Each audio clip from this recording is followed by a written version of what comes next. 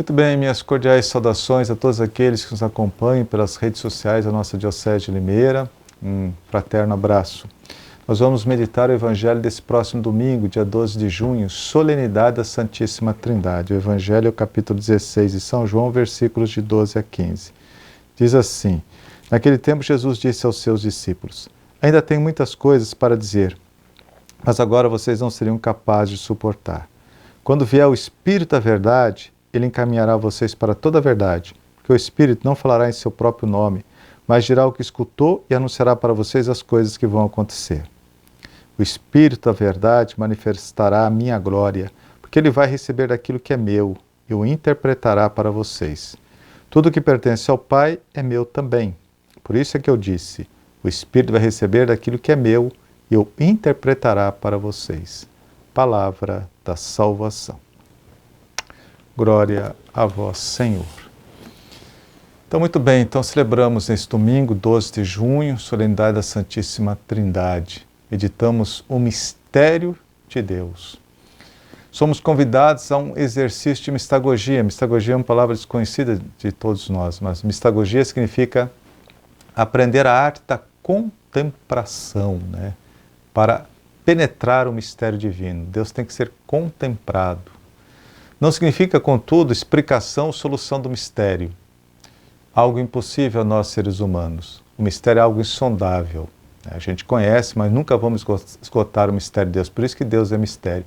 São Tomás de Aquino diz assim: Deus é horizonte sem limites, novidade inesgotável. Isso é mistério. Nós vamos passar a eternidade todinha no céu descobrindo novidades em Deus.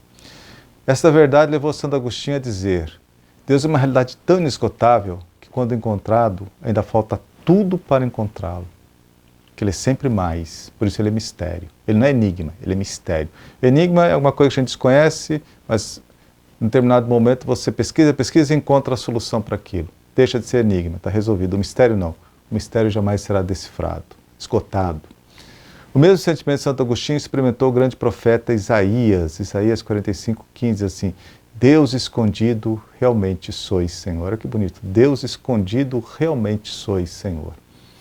Mais recentemente, afirmou o filósofo austríaco Wittgenstein, quando finalizou a sua obra Tratado Lógico-Filosófico, diz assim: sobre aquilo de que não se pode falar, deve-se calar.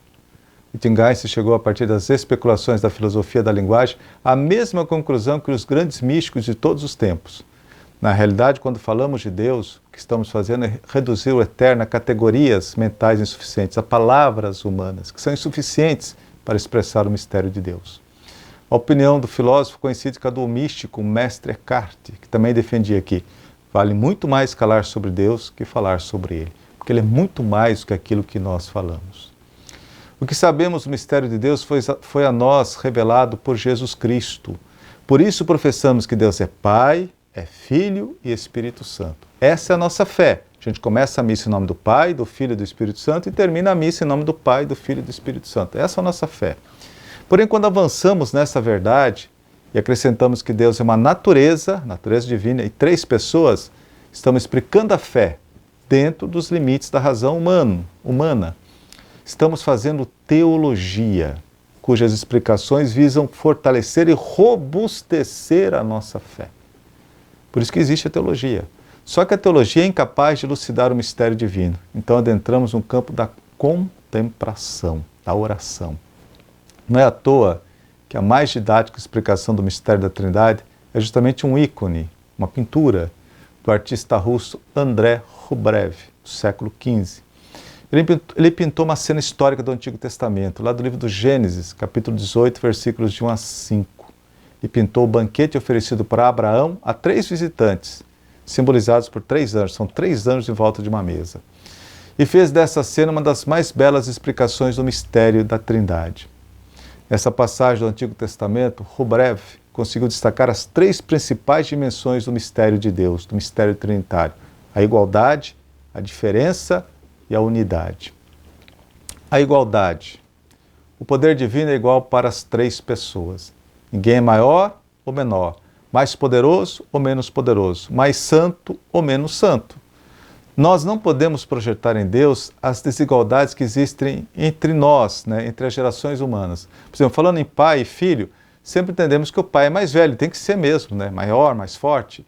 Só pouco a pouco o filho chega, né, à mesma altura do pai, até pode ultrapassá-lo. Porque o pai na velhice vai se abatendo e se tornando menor que o filho, que está no vigor da idade. Essa desigualdade não existe em Deus. Existe sim a relação de origem entre pai e filho, mas a própria relação é eterna. Não há uma evolução temporal. Em Deus não existe tempo e espaço. Deus é eterno. Não há uma evolução temporal. Não há crescimento ou decrepitude. Pai, Filho e Espírito Santo são iguais em tudo. Mas também há diferença entre as três pessoas. Cada pessoa tem seu lugar. A primeira pessoa em relação à segunda é sempre o pai, isto é, a origem, a fonte. A segunda pessoa em relação à primeira é sempre o Filho, isto é, originada, gerada, eternamente gerado. O Espírito Santo é o fruto do amor que há entre o Pai e o Filho. E é interessante, né, que a igreja fala do filioque, aquele eizinho. A gente faz assim, em nome do Pai, do Filho e do Espírito Santo, para dizer que o Espírito Santo procede do Pai e do Filho. Essas relações não podem ser invertidas. Cada pessoa tem seu lugar inconfundível. Vejamos, a criação é atribuída a Deus Pai, a redenção ao Filho, Jesus Cristo, e a santificação do mundo e da igreja é atribuída ao Espírito Santo. Mistério que celebramos no domingo passado, Pentecostes. E a terceira característica que sobressai no quadro Rubarev, a unidade, a perfeita comunhão entre eles, de modo que cada pessoa vive, mora na outra, um vive no outro. Essa intimidade significa justamente sentir-se acolhido, amado por alguém. É uma experiência de salvação, de felicidade, viver no outro, ter um espaço no outro. Pois bem, o que o mistério da Santíssima Trindade nos ensina? Ou melhor, nos leva a conclusões práticas. Não é por simples curiosidade de conhecermos Deus, ainda que esse seja uma nobre curiosidade. Conhecemos Deus para qualificar, extrair algumas normas para a nossa vida. E vejamos, nós seres humanos somos criados à imagem e semelhança de Deus. Deus se reflete em nós. Espera de nós que façamos, ou pelo menos tentemos fazer aquilo que Ele é, né? De uma forma muito especial, a comunhão, respeitar a diferença, viver em comunhão. Que a diferença do outro me enriqueça, a gente viva em comunhão. Afinal de contas, somos imagem e semelhança de Deus. Quando a gente não vive a comunhão, a gente sabe o que é o pecado. Então, que neste domingo, celebrando a solenidade da Santíssima Trindade, possamos meditar nesse mistério tão grande, o mistério de Deus, e busquemos a comunhão na igreja. A todos um feliz domingo. Em nome do Pai, do Filho e do Espírito Santo. Amém.